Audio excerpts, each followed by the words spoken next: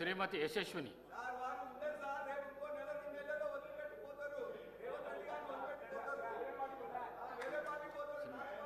ధన్యవాదాలు అధ్యక్ష. వాళ్ళు మాట్లాడుతూ పదే పదే పార్టీ అంటున్నారు. మనము ఒక అంటే పార్టీతో సంబంధం లేదు అధ్యక్ష. ఇప్పుడు మర్యాద అనేది, సంస్కారం అనేది మనం పెద్దలకు ఎప్పుడైనా ఇస్తా ఉన్నామో అదే చిన్నప్పటి నుంచి కూడా నేర్చుకుంటున్నాము. మరి ఏం నేర్పియాలనుకుంటున్నారో మాకు అర్థం కావట్లేదు. అంటే పార్టీతో సంబంధం లేదు. ఇప్పుడు ఒక తండ్రి లాంటి వాళ్ళు కడియం శ్రీహరి గారు మా అందరికీ కూడా ఒక తండ్రి లాంటి వాళ్ళు, వయసులో పెద్దవాళ్ళు, ఎప్పటి నుంచో కూడా శాసనసభ్యులుగా ఉన్నారు. అట్లాంటి వారికి మర్యాద ఇవ్వకుండా ఎట్లా పడితే అట్లా మాట్లాడి నిన్నటి నుంచి చూస్తున్నాము.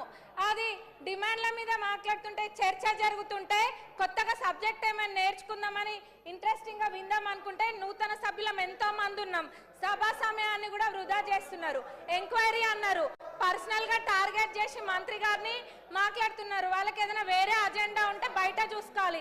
మరి ఇప్పుడు సభలో మేము నేర్చుకోవాల్సింది రాజకీయ పార్టీల గురించి చేయాలా, లేకపోతే ప్రజలకు కావాల్సిన సమస్యల గురించి మాట్లాడాలా? మరి ఇప్పుడు నూతన సభ్యులకి వీళ్ళు నేర్పించే సాంప్రదాయం ఇదేనా? దీన్నే క్యారీ ఫార్వర్డ్ చేయాలా? ఎంక్వైరీ చేస్తానని మా ముఖ్యమంత్రి గారు నిన్ననే చెప్పిండ్రు. అంటే వాళ్ళ ఉద్దేశం ఏంది? ఎంక్వైరీ చెయ్యాలనా చెయ్యొద్దనా? అంటే మేము చెయ్యరేమో అని అనుకొని అంటే వీళ్ళు చేస్తుండని కడుపు మంటనా? వాళ్ళకి ఏం అర్థం కావట్లే అధ్యక్ష. మరి వాళ్ళకి ఉద్దేశం ఏందన్నది అందరికి ప్రజలందరూ చూస్తుండ్రు, అందరికి కూడా అర్థమవుతుంది.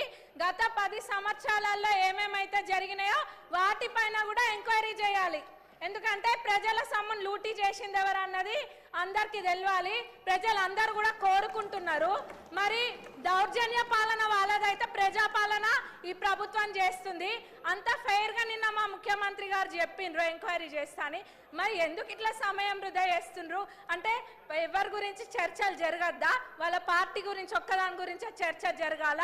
వాళ్ళు గెలవలేదన్న ఫ్రస్ట్రేషన్లో వాళ్ళు ఉంటే ఇంకా వేరే ఎవరు ఏం మాట్లాడద్దా? బీజేపీ వాళ్ళు మాట్లాడద్దా? ఎంఐఎం వాళ్ళు మాట్లాడద్దా? సిపిఐ వాళ్ళు మాట్లాడద్దా?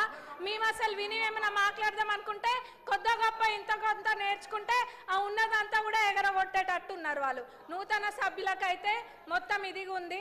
మరి వీళ్ళు ఇట్లా సభా సమయాన్ని వృధా చేయడం అస్సలు బాలేదు అధ్యక్ష. మరి ఎంక్వైరీ చేస్తాన్నాక ఇది చేయడము చిన్నపిల్లల ఆట లెక్క ఉంది. ఇదంతా కూడా ప్రజలు గమనిస్తున్నారు. ధన్యవాదాలు అధ్యక్ష. మీరు సభను ఆర్డర్లో పెట్టండి.